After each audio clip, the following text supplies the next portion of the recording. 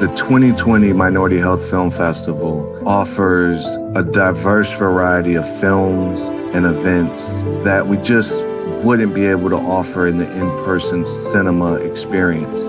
But I think what really makes it unique is the focus not only on public health issues, but the issues that really concern communities of color.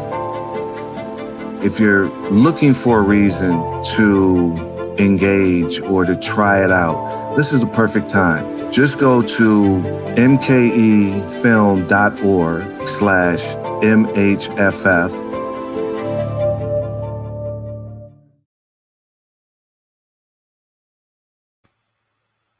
Good afternoon, everyone.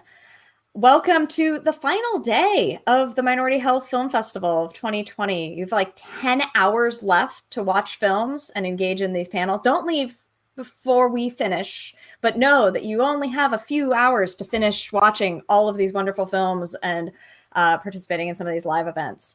I'm Cara. I'm the artistic director at Milwaukee Film, and I'm really thrilled for my final MHFF event to be this roundtable with the directors of And She Could Be Next and We Are the Radical Monarchs. So I'd like to pull our directors back into the chat with me and welcome Grace Lee and Marjan Safinia, the directors of And She Could Be Next, as well as Linda Goldstein Knowlton, director of We Are the Radical Monarchs. And I learned that Grace Lee is also involved in We Are the Radical Monarchs. So this is a real treat.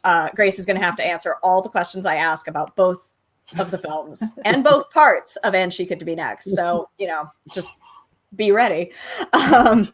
I also want to acknowledge kind of the timing of this conversation. I was really excited to be able to put these films in conversation, to really think about the power of running for office as kind of an activism of a sort, but also of, women and girls of color and how and when and where and how we elevate and amplify their voices in our democratic process and in kind of electoral politics as an unusual site of action, or maybe one that we don't talk about much, but also to acknowledge that like this year is the 100th anniversary of women's right to vote in our country. And that feels both sort of too short and like also like a very long time for some of the changes that I think we watch not quite yet happening to not have happened. And also to sort of acknowledge that we're getting to have this conversation kind of in the shadow of Ruth Bader Ginsburg's passing. I'm sort of someone who kind of stands for the rights of women of all ages and sometimes of all races and backgrounds to really kind of stand as autonomous citizens. So there's this sort of like larger conversation that I'm excited that we all get to kind of participate further in today and every day, probably. So first I'll have everyone kind of introduce yourselves and maybe sort of briefly sort of the log line of your film to reference for anyone who may not yet have seen both films, and then we'll roll in. I'll start with Grace because Grace is to the top of the screen. Okay. Hi, thank you so much for having us. I've had great experiences at the Milwaukee Film Festival, so happy that we can be here virtually. And She Could Be Next is a two-part documentary series that aired earlier this summer on POV on PBS. And it tells a story about the transformative power of women of color as organizers and candidates in American politics. We sort of look at the changing demographics in this country. We follow several women in races big and small, from Stacey Abrams running for her historic governor seat to Bushra Amiwala just down the road in Skokie, Illinois, college student from DePaul who is running for a county supervisor seat. And we really look at, a wide array of candidates and organizers as they claim power in this moment. We shot it in 2018 over the midterm elections, but everything that we filmed is incredibly relevant to this moment right now. Mm-hmm. Marge, do you want to add anything? What have you left for me to add? I'm Marge Safinia. I'm also very grateful to be here. And I don't think you really have left much for me to add, except to say that it's a really, the film is a powerful testament to our individual power and the power of what happens when we come together and organize and leverage people power in our democracy. So if you are feeling deflated, it's an excellent film to fill you up with hope and motivation for the 6 weeks ahead, which might be a bit of a bumpy ride. And Linda. Hi. So yes, thank you so much for having all of us, and I'm really grateful to be at Milwaukee Film Festival again. I am actually sorry, I can't hear anything. So we are the Radical Monarchs. We are the group, kind of right before And She Could Be Next. It's a group about girls of color in Oakland, California. And they're the two co-founders of the organization of the Radical Monarchs, Ana Yvette Martinez and Marilyn Hollenquest, who start what is basically an alternative to traditional scouting movements. Ana Yvette did not see her daughter of color, centered in the experience of these kind of girl troops. And her daughter wanted to join the Girl Scouts, and Ana Yvette just thought, you're not going to be centered. I don't want you to just have diversity day. So what if I started something that would just be for you and your homies and would really be about girls of color, but also really not just doing kind of service learning, but being radical and doing something that is about social justice.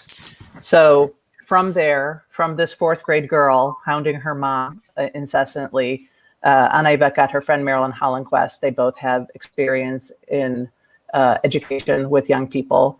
And they launched what they thought was going to be a group for 12 girls. And due to lots of press attention, they were basically tapped on the shoulder to start a movement. They got requests from over 200 cities across the country to start troops. And we filmed this before, during, and after the 2016 election. And same with And She Could Be Next. It's all the same relevant. It's just as relevant. And you could feel like, oh yeah, we shot that last week. Yeah. And yeah, the timing just wasn't quite right for any of the Monarchs to actually be the candidates in And She Could Be Next. But 5 years from now, probably. Yeah. I mean, Bushra is not especially aged and really is inspiring as sort of yeah, why have I never run for office is the question I asked myself in listening to her. You still can. Yeah, no worries, boss, not doing it this week. Maybe in the future. So I want to sort of ask a question about an origin story question. And I'm going to start with Linda because I feel like you were in the midst of it, but what inspired, I mean, it's sort of obvious. This is a very inspirational story, but sort of what was the process like of starting to make this film? And then I guess a similar question for Grace and Marjan is how on earth do you embark upon making a film that is in so many cities, following so many people at so much of the time? But sort of kick off your origin story for your films, your inspiration and your kind of motives, I guess. I feel like this to Grace and Marge for making that expansive experience of a two-part film. So I read about they were originally called the Radical Brownies, and I read about them in The Guardian online. This was part of them getting all of this press attention. And I just thought what their mission statement was, what their vision statement was, what they were really all about, that they were very purposefully and proudly using the word radical for girls of this ages 8 to 13.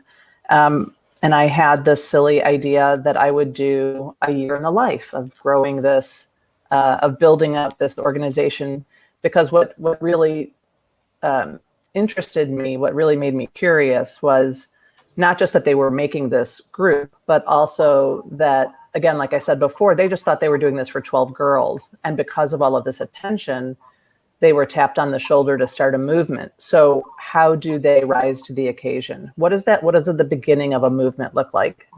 right? We see movements usually farther along, but I was curious to see this, and I thought, oh, a year in the life will be really fascinating. And we shot for 3.5 years.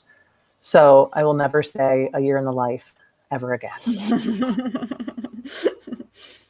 Yeah. And so, Grace and Marjan, how on earth do you start making such, sort of identifying candidates, potential candidates, subjects? How do you run a crew that is so vast and obviously running concurrently? And that is, if you read the credits, very carefully curated to achieve certain goals. Like, tell us a little bit about your process of getting started on this film.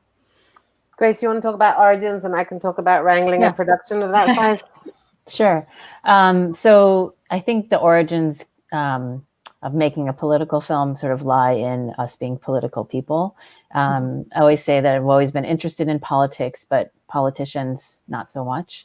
But kind of a little bit more of a backstory. In 2013, I was working on another series about women in politics for PBS, more of like a historical survey. And I met Rashida Tlaib, who was now Congresswoman, one of the first Muslim women in Congress, and she could be next. But she was then a state representative from Michigan. I met her for the first time, and it was kind of like an epiphany. I'd never met someone in politics who I actually felt inspired by, or someone who I felt like, oh, here's somebody who I could actually relate to, who is accessible, funny, daughter of immigrants like me, from the Midwest like me, mom of young children, and really rooted in her community. So we have another producer, Jyoti Sarda, who in 2016 reached out to me about possibly doing something, we didn't know what, about women in politics in the year that we thought we might have our first woman president. But we know that didn't happen. And it also felt like the time, based on the kinds of work that we've been doing, or, I've always been interested in telling stories about women, immigrants, communities of color. It felt like the time to tell a story about women of color in politics, in electoral politics, but also as organizers. And because it was such a vast, ambitious project, and, from the beginning, I thought it was a series that could, cover a lot of ground and a lot of diversity. We needed help. And that's when I reached out to Marge, and she can continue. So to the sort of scope of production, it just, it felt very urgent. We wanted to tell a story that was broad and that was, diverse on many levels. We were always clear to be centered on the stories of women of color. Our whole team are women of color. I'm from Iran. We check every diversity box in our crew and our team. And so that was always clear, but we also wanted to have geographic diversity. We wanted to have age diversity. We wanted to follow people running for big historic seats and, small local seats. And we didn't want to make a candidate driven film. We wanted to make also a film about a movement of this kind of tipping point moment in our demographics, where the gap between what America looks like and what our leadership look like has never been sort of as wide of a gulf. And so we knew we would need help because it was all concurrent. The election timeline is unforgiving, and certainly can't be moved by us. So we reached out to a whole group of our friends, all excellent women of color, documentary directors in their own right. We started to sort of match up story. We did a pretty extensive research process to kind of to pick which women we would follow. And really we were using those filters of do they give us that diversity of experience and story, and are they connected to the issues that are keeping us all up at night? I think sometimes we try to talk about this film in a very kind of clean, apolitical way, but I'm finding it increasingly impossible to not be political in how I speak at the moment. And clearly, there are things going on politically in this country that keep me up at night. I'm an immigrant. I care about those issues. People care about gun issues. People care about race issues. And we wanted to make sure that we had women who were motivated by those issues. And we shot in 6 cities in the same timeline. So it was pretty insane. I think on election day 2018, I think we had 50 people on crew all across the country. I don't actually know how we did it. I think that if I thought about it now, I would be like, no, that's a terrible idea. Let's just find one story. But we did it because we were driven and fueled by passion, and because this is our story too. We talk a lot about the new American majority in this country, and we are the new American majority. And so what we didn't have in production support and money in the bank, we had in self-determination and passion and defiance. We're, defiant like the women we followed, and we weren't going to have anyone tell us we couldn't pull it off. So we made sure we, what do they say in Hamilton? Immigrants, we get the job done. We sort of took that approach to overachieving. And when Marge says that following the election timeline is no joke, it's like in the film, like those cameras were there for until the wee hours of the morning in some of the sites, and like I think you feel that as a viewer, but you also feel that kind of like persistent, tenacious energy, and that like, well, this is just we're doing this, and we're here. And I think you feel it from the candidates for sure and their teams, but I think you also sort of feel the film team, like this is where we have to be. This is what we have to do. Sleep. We actually, on election night in Georgia, we were both there. We had a lot of crew there, and it didn't end, as we all know now. It continued for another 2 weeks with all of the voter suppression that happened, chasing of the ballots, counting provisional ballots. Stacey Abrams, her non-concession speech. I mean, that is something, we were looking forward to, going back to LA on November, whatever it was, 7th, the day after. Yeah. But it didn't happen. Right. And I don't think it's going to happen this year either. Yeah. Well, yes. If those of you who may be considering making a documentary film, if you want a very controllable timeline, don't make a film that's tied to elections. But maybe don't make a documentary, frankly. I think that's a lesson. Exactly. If you want to be able to control the time, that maybe don't. So these films are in the Minority Health Film Festival, and I would be remiss to not tell those of you watching out in internet land, please put your questions and comments in the chat function of wherever you are, and they will come to me, and I will fold them into our conversation. But the Minority Health Film Festival might be a strange choice for both of these films, right? For the people who might think health, that means like medical, maybe, mental, but like these would be films that are about like heart disease or whatever. I'm assuming things, but the deliberate choice to expand health to include kind of economic disparity, racial disparities, activism, the role of art in activism. I'm interested in hearing your comments on sort of how you see your films fitting into a conversation that's about minority health in a less obvious, perhaps, way. I mean, everything is political. Health is political in this country. Your health outcomes are determined by your zip code. That is the truth about life in America. You can literally go from stable financially to, out on the streets because of a single health incident. So, we have to have a holistic approach to understanding what's happening in our communities. Otherwise, we're going to end up with what we've got. And as it's becoming abundantly clear, what we've got isn't good enough, right? It's just not working. So I don't know how we can not understand how these things are interconnected and how our own power is also connected into all of these issues. We don't have to be passive recipients of things, of structures and systems. We have the power to shift them and change them, and it takes work. But so I think, it's also the health of our nation, right? Like, it's just, it's all the healths. All the healths are political.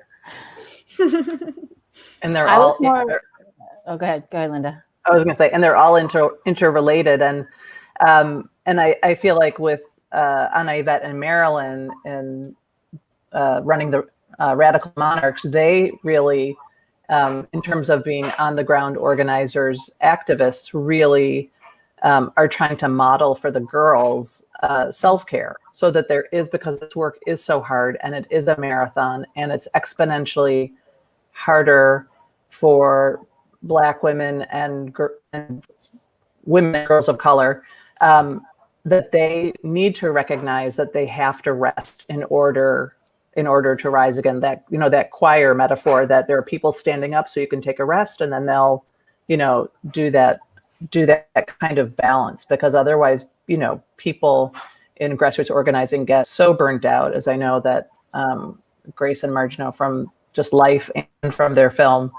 And so that's a huge, it's a huge component for them, and that they've actually added to their kind of organizing principles, cultivating joy.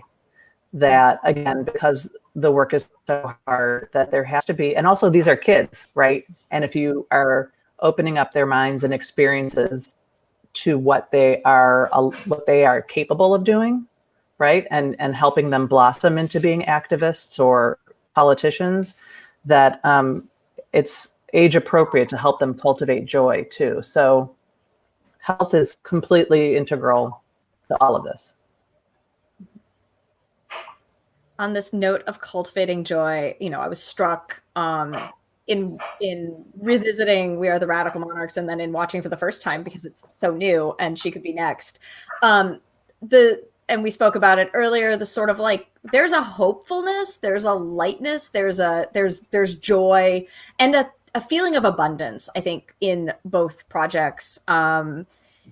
I think we feel that from the subjects, right? That rather than thinking about scarcity and territorialism and, like, you know, that tension, to really cultivate joy, but also to cultivate abundance. Is that something that you tried to instill through the process of the filmmaking as well? And is that something that was really important for you to for both films to kind of show on screen, to not only dwell in these sort of difficulties and challenges and tensions, but to really lean in to the abundance of these moments?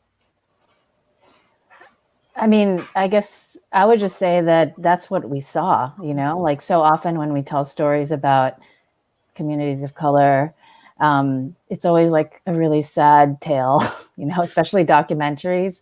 You know, we sort of, you know, shine a light on these difficult situations. And yes, these are difficult situations that are happening with voter suppression and, you know, all of the issues, you know, we're at the border with the border wall, you know, gun violence, all of these things are not fun issues to deal with. But what we don't see is the resilience of the women, particularly the organizers, the ones who are not, you know, whose faces you don't know, whose names you've never heard of before. These are the women who are like putting all of the work in to make sure that, you know, that the health of this country is, you know, is that we are healthy, right? That the democracy is healthy.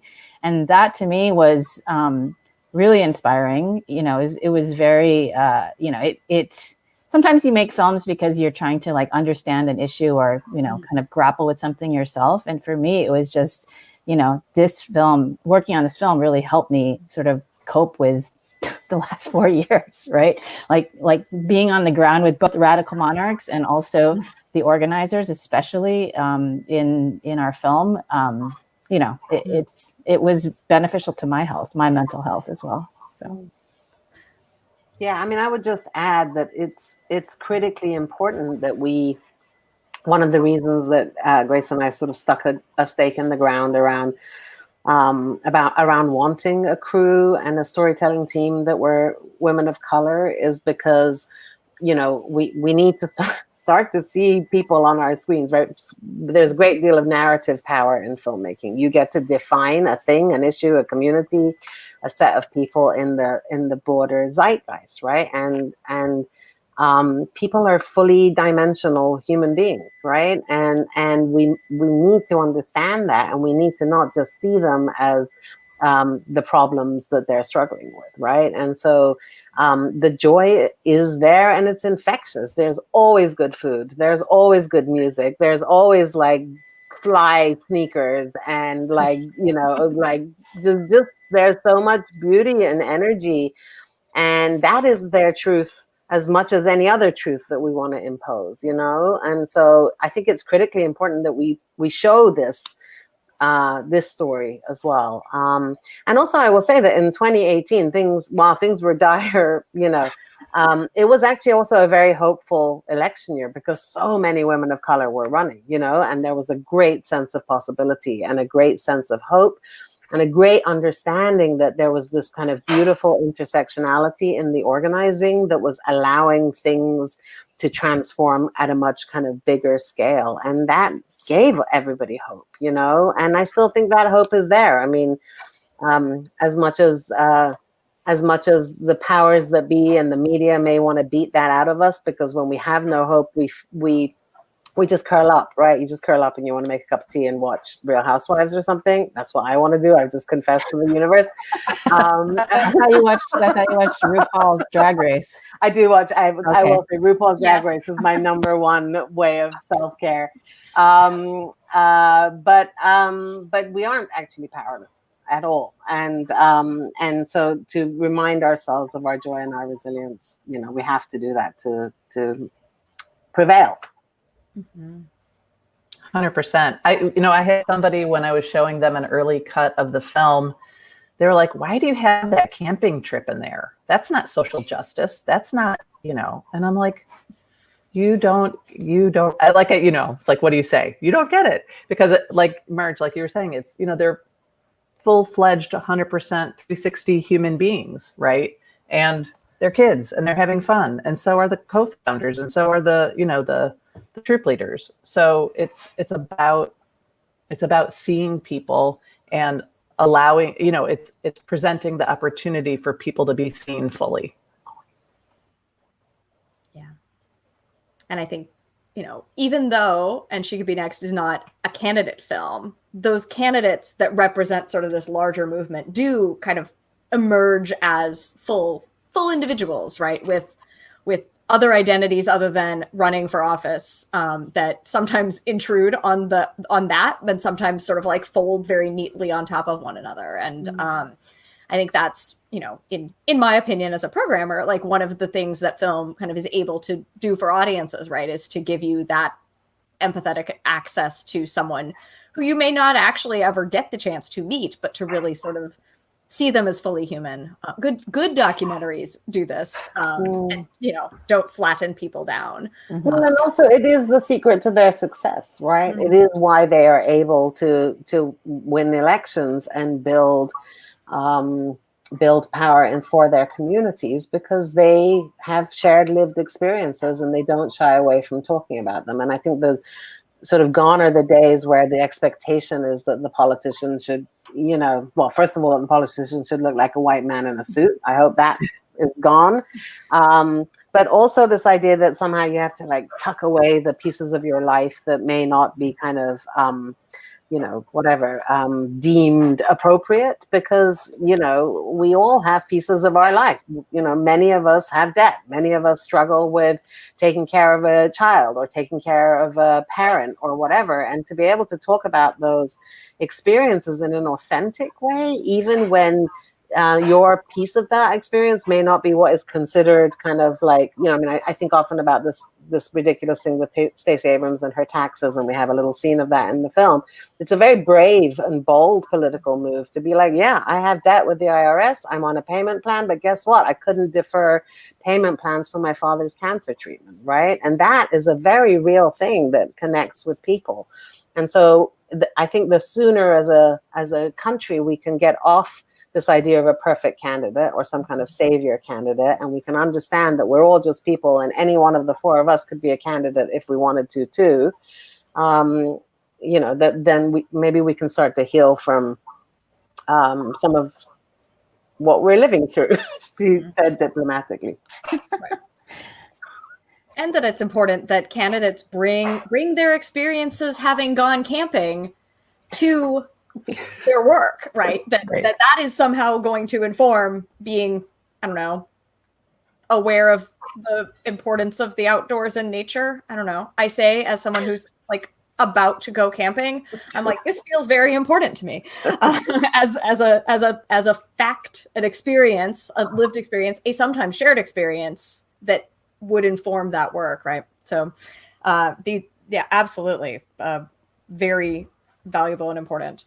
I want to ask sort of, this is a little bit of a pivot, but sort of how has, COVID-19, 2020, these films were both obviously shot either 2 or even as much as 4 years ago. I'm interested in some updates on some of your subjects, on how the work may be continuing differently, sort of the impacts of the pandemic, and I'm imagining some of the other, sort of reaffirmed uprising against racial injustice. How are these kind of facts of 2020 kind of shaping or reshaping some of these experiences and lives? Linda, you should go first. Okay. Yes, ma'am. I always listen. I always listen to Marge. Yeah. So much going on with the Radical Monarchs. So they let's see. They launched 4 new troops in the Bay Area last fall. But like leading into COVID, they had 4 new troops in the Bay Area. 1 in San Francisco, 2 in Oakland, and 1 in Richmond, and using all of the learning that, as they call Troop 2 the first pancake. So they learned a lot from making that first pancake, and could really distill and grow from that experience of how to grow and scale troops. So things were off to a fantastic start.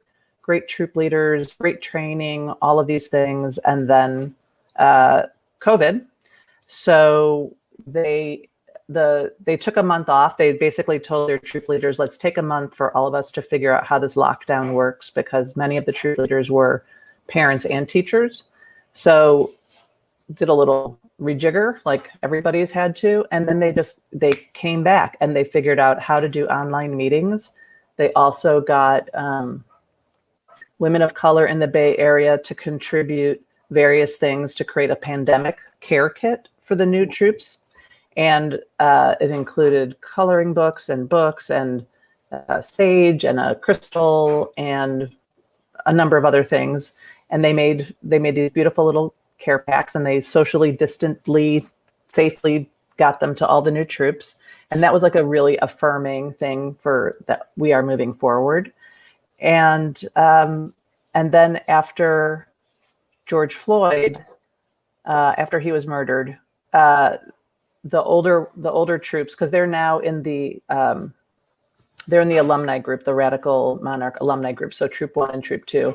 So they all went to marches and all got very involved. And then what they did, Troop 1, who the focus of the film, they organized their very first action, and they created a vigil in Oakland, a COVID safe, socially distant vigil for Black women who'd been killed at the hands of state violence. And it was very moving and gorgeous and powerful to have these young women who are now 15 and 16 lead this. And they covered everything. They had a ASL interpreter there. They did a whole ceremony, a danza ceremony. I mean, it was really wildly powerful, and you can see how the new troops, the little kids, are like really looking up to them as role models. So they're keeping it going, and they're still they're really fundraising in a big way. They lost their big lifeline at the end of the movie. The great news: they get this lifeline grant, and that lifeline grant just went away in a very annoying set of circumstances. So they're kind of back on that. We got to find multi-year grant situation. So, and Marilyn had a baby. That's also happened. Yeah, since the end of the movie. That's me. What about on our side? Well, most of them you could get to see by following the news of at least the candidates. Bushra just graduated from DePaul. She, I won't spoil it for people who have the remaining 9.5 hours to watch it, but she does get elected by the end of the film, and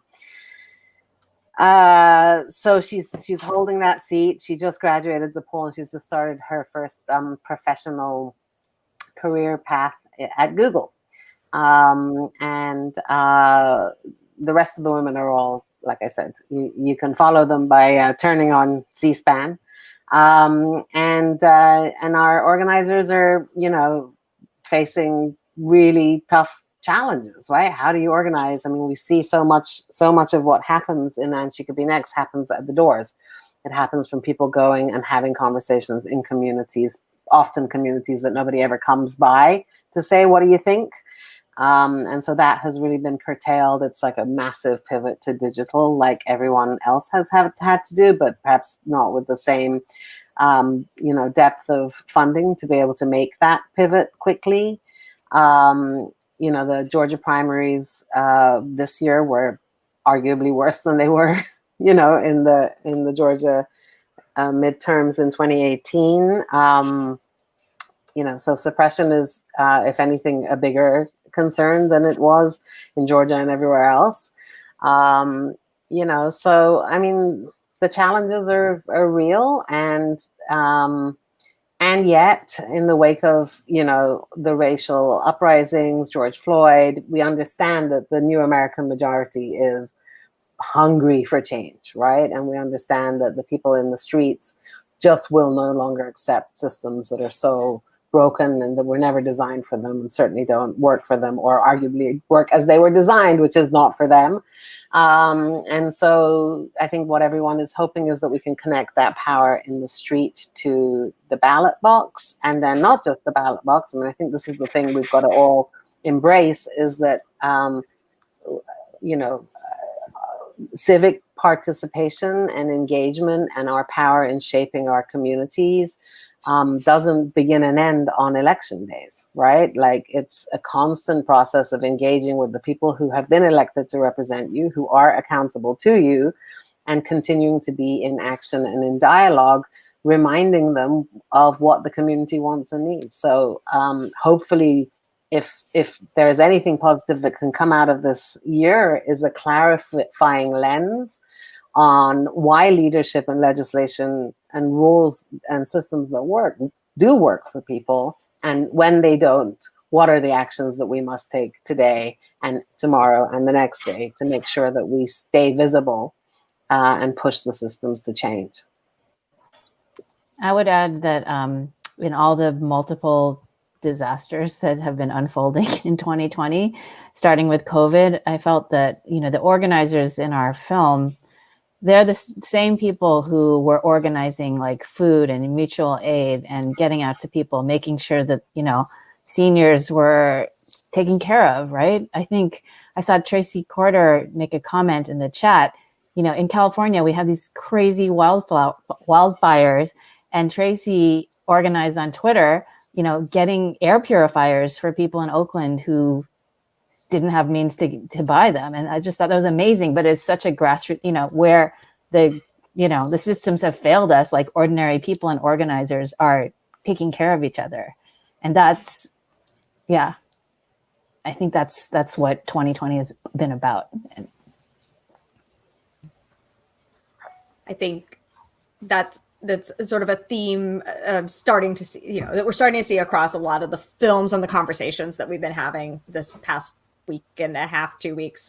Sort of like the importance of these smaller sort of 1-to-1 or 1-to-2 or 1-to-5 kind of human connections as the place where change can be made possible, can be started, can be ignited, as opposed to sort of these millions level, but sort of more grassroots and more just sort of interpersonal sort of care and thinking about what that one other in front of you might need.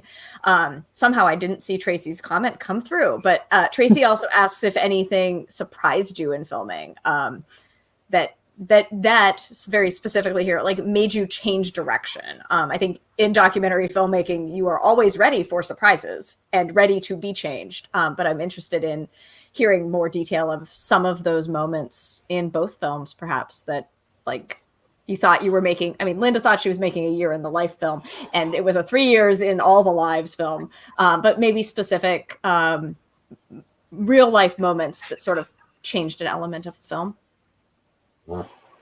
I think there's two that come to mind for us. One is the organizers were as interesting, if not more interesting, arguably, than the candidates, right? And the minute that we plugged into a couple of them, we were like, okay, this is the story, and also this is the story we don't understand enough. Is what happens in order to make any candidate able to win.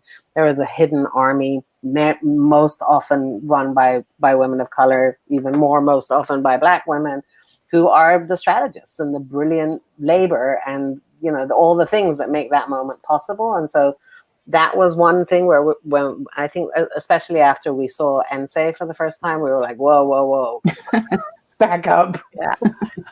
we have to center Ense in the story. And then I think the other one is, you know, we did not set out to make a film about voter suppression. That was not our intent. Our intent was to make a film about women of color claiming political power, and we ended up, you know, in an extraordinary story of suppression, like right up close, you know. And so I remember we were sitting in a lovely cafe called Ria's Bluebird in Atlanta. We were having like our final meal before everyone was going to scatter and go back to the different airports and get on our flights and go to the different pieces of the country. And it was just like, well, we can't leave. We just can't leave. So that was a big pivot that changed, you know, the second episode of And She Could Be Next. I would say when I started, I really thought it was going to be much more focused on the girls. And while there was focus on the girls, that Anna, Yvette, and Marilyn really became the spine of the film. And so that, you know, at a certain point switched for me. And yeah, that was kind of the big thing. But then as we were also kind of going on this road of, okay, so they're the focus, they're the people building the movement, et cetera, et cetera. And then as we would, you know, we'd come back a few months later and these girls had grown so much. They are now young women. They are not these little girls. And so there were several reasons why we decided not to only do a year in the life. But a big one was like, oh, duh, we have this opportunity to see them start basically from the beginning till they graduate the program. Let's see that life cycle, right, of that first troop, and see how the program has affected them, how they've grown from the program. So you see these little girls in the beginning, and then at the end, you know, they're in Sacramento advocating on, you know, police violence, rent control, and immigration policy in 2000. You know, like, we didn't make this yesterday. So, but the idea that to see the impact of this program on the girls. So it was important that we gave it that time.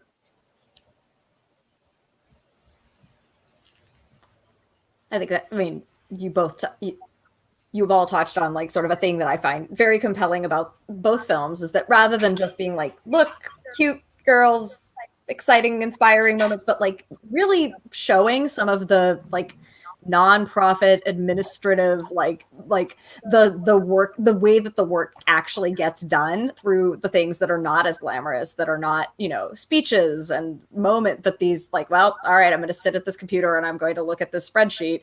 As someone who works at a nonprofit, exciting to see that part of my life reflected on screen, but also just to sort of give that reality, to give that depth of the realness. We've got a comment coming through that the girls give so much hope.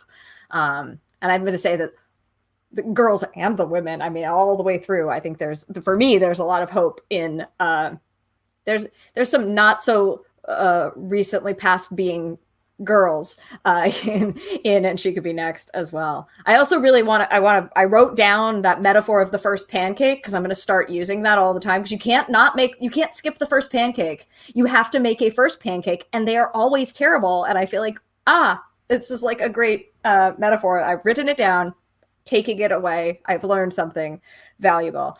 I warned you in advance that I was going to ask this question, and I think it might be a good question to sort of circle around, see if there's some final questions and maybe end on. But in We Are the Radical Monarchs, we see that the Radical Monarchs earn sort of differently traditional badges, right? They earn badges for, you know, other kinds of knowledge than, say, sewing or campfire building, although I would point out that figuring out how to build your own fire is a very empowering skill to learn that will make you feel like you are very powerful and skilled.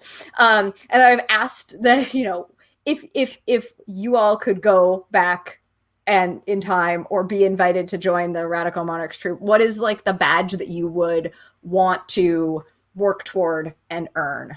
And I think these could be real badges that actually are earned, or I'm just going to open it up to like, what are the things that as no longer tweens, you wish you had kind of had the chance to study and think about deeply and kind of earn power in? I have one. And it's not because we're at the Minority Health Film Festival, but I've been thinking about this question a lot. I would love to earn a badge in radical health. I think there's so many ways that we don't think about health, and also, we're so dependent on, just look at what's happening now with this, pandemic. There are so many ways that, we don't sort of listen to our own bodies and we don't listen to our own intuition. I think radical health is something I desperately need.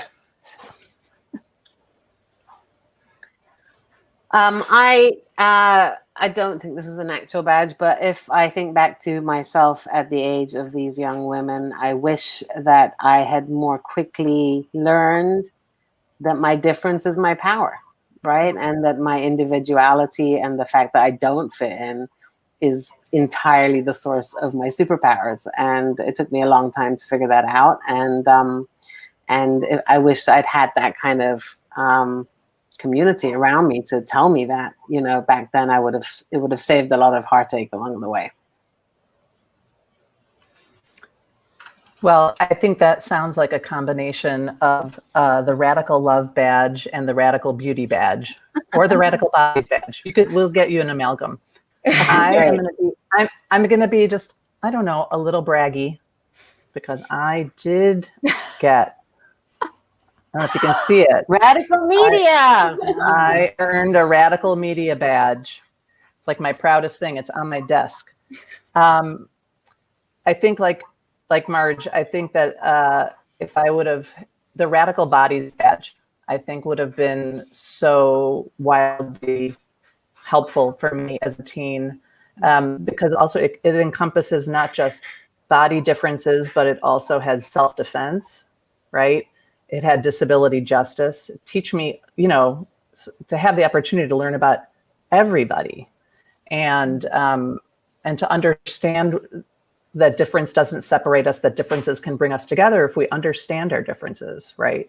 So, and then also to, feel good about oneself. That's the badge that's what the badge I would have liked to earn. How about you, Cara? You don't get off the hook. Yeah, that's right. I have no memory of what I said last year, but I'm today in this seat, in this moment, I'm signing up with Grace on Radical Health, because this year is teaching me that I, as a person, have not taken, like, I want someone to send me, but then also like coach me through those pandemic self-care bundles that like I don't have access to that knowledge, was never given access to that knowledge in sort of the systems that I grew up in, to sort of know what self-care can mean, other than like taking care of this post-it of things that I have been putting off for too long. And now that like offices are open again and relatively safe, I should probably do these things. So I have an accountability post-it that is my badge, but it's not as cute as, and I don't feel like I've earned it yet. Working on it.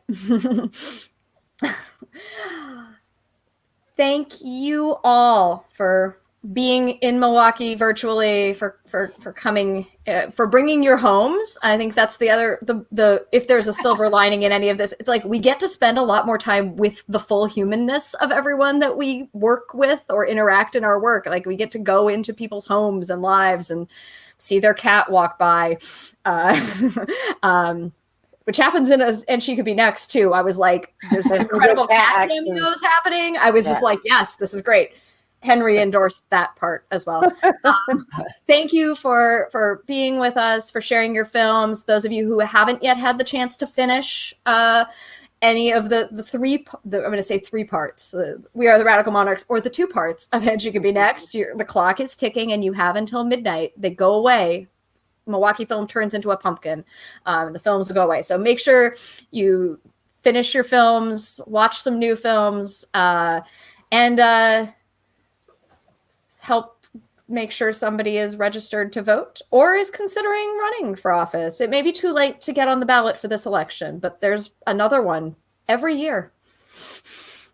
Definitely. Thank If you. anyone's having trouble with that, I suggest andshegivenext.com. We've got a bunch of resources to help people figure that out. Thank you for having us, Cara. Thank you. Thank you so much. Thanks. The 2020 Minority Health Film Festival offers a diverse variety of films and events that we just wouldn't be able to offer in the in-person cinema experience. But I think what really makes it unique is the focus not only on public health issues, but the issues that really concern communities of color. If you're looking for a reason to engage or to try it out, this is the perfect time. Just go to mkefilm.org/MHFF